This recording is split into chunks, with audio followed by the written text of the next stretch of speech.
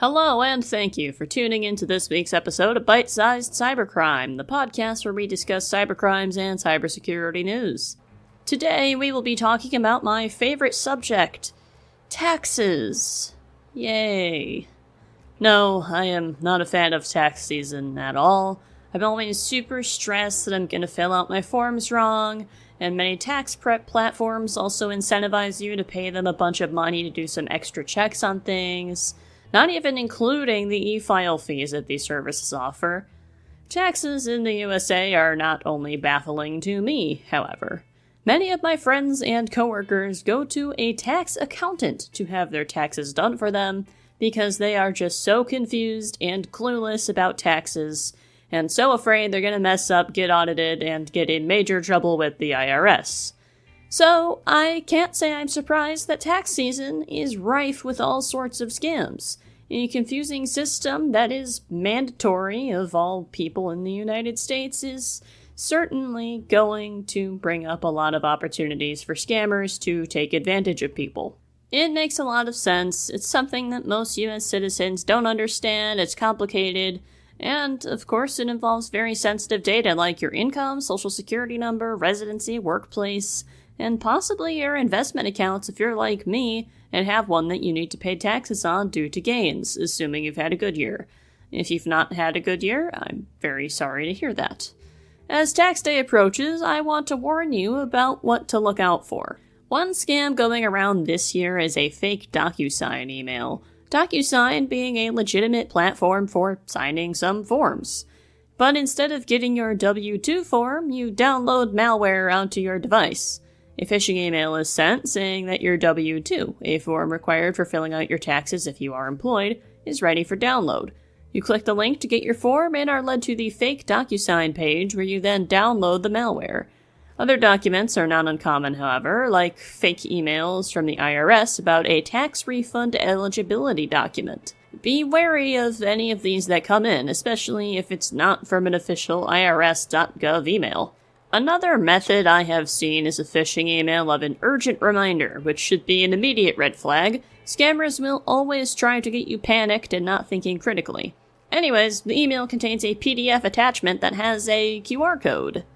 The email reads that an important tax review and update is required very soon to avoid penalties and disruptions, which should also be a red flag. It's doubling down on a sense of urgency with threats that you will be charged penalties if you do not scan this QR code with your phone, log into this tax portal, and review your information. Your tax forms will never be delivered to you via QR code. That's not a thing.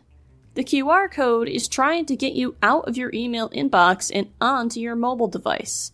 This is becoming really common with workplace phishing emails. The QR code on your phone means you're no longer protected by your workplace's filters and URL checkers, and that your phone is less likely to have these forms of advanced protections, which is true for virtually everyone. So, if you're not immediately blocked or warned that this site is suspicious, you're more likely to complete all the tasks that the phisher wants you to. This method also tries to steal your workplace login credentials by mimicking a Microsoft sign-in page. After all, it makes sense that your tax forms may end up in your work email, right? Well, the IRS actually does not consider email to be a secure way to receive your W-2 form or any of your tax forms. You can have it delivered electronically, but typically not via email. You may need to log into a payroll website that your work uses to download it, or, well, you can often just have it mailed to your home address. That's pretty standard these days, and it is a legitimate way to get your tax forms. Overall, if you're unsure whether a tax-related email is legitimate, your workplace is probably the best place to ask.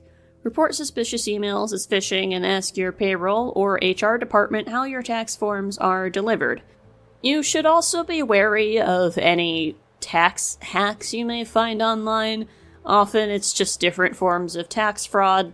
Please do not lie on your tax documents. Getting a bigger return is really not worth going to jail for tax fraud. And be wary of fake filing services that may want to steal your sensitive information. There's plenty out there.